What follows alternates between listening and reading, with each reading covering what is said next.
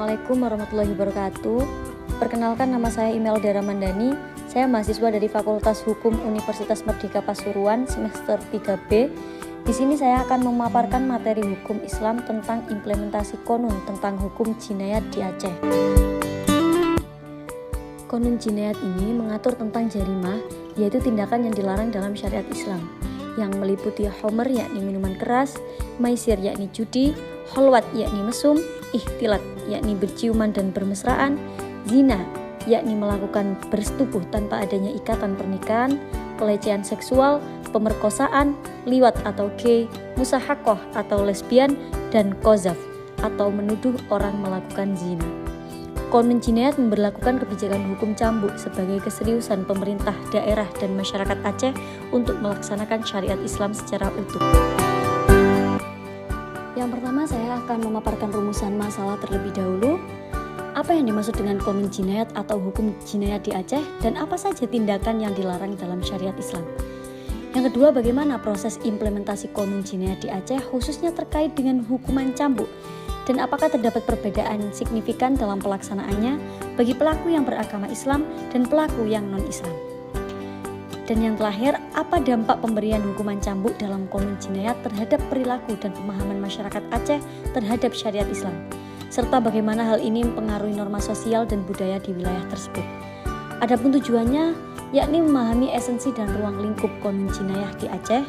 Yang kedua, mengkaji pelaksanaan konun jinayat khususnya dalam hal pemberian hukuman cambuk, serta apakah ada perbedaan dalam perlakuan terhadap pelaku yang beragama Islam dan pelaku yang beragama non-Islam. Yang terakhir, menilai dampak dari pemberian hukuman cambuk terhadap pemahaman dan norma sosial masyarakat seputar syariat Islam dan budaya setempat. Kemudian kita masuk ke dalam pembahasan.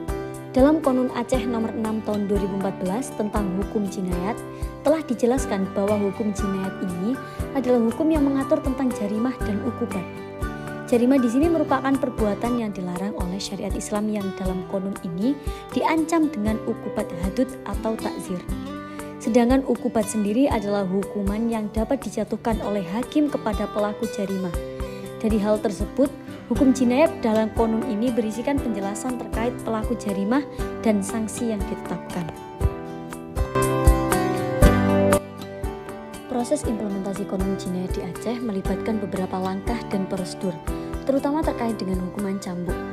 Berikut ini adalah gambaran umum tentang prosesnya.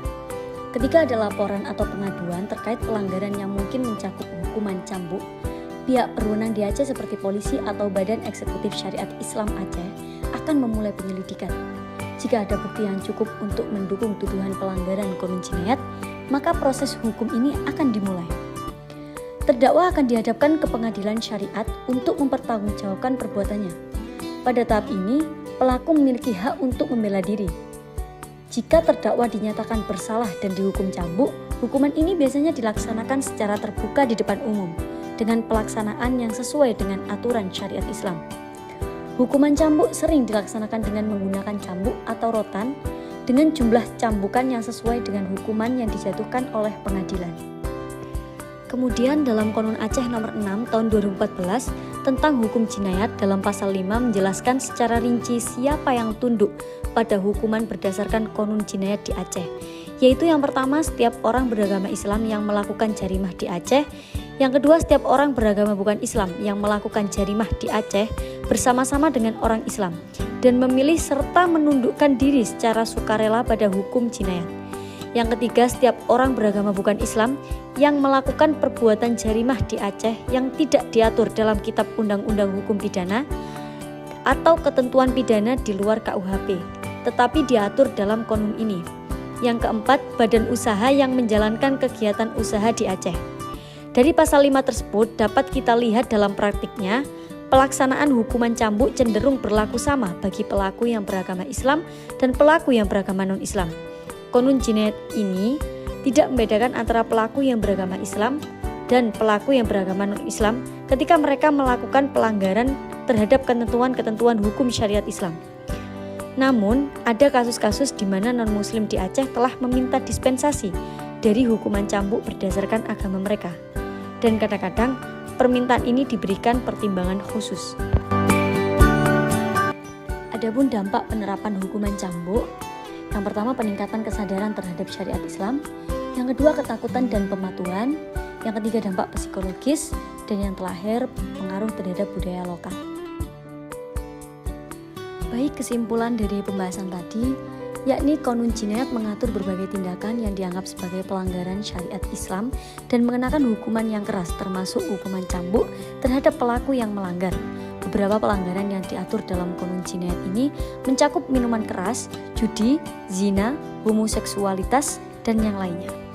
Proses implementasi Qonun Jinayat melibatkan penyelidikan, persidangan, dan pemberian hukuman. Hukuman cambuk diberlakukan secara terbuka di depan umum.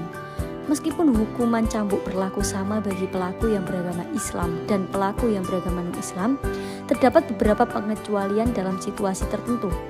Pemberian hukuman cambuk dalam Qonun Jinayat memiliki dampak yang signifikan terhadap masyarakat Aceh.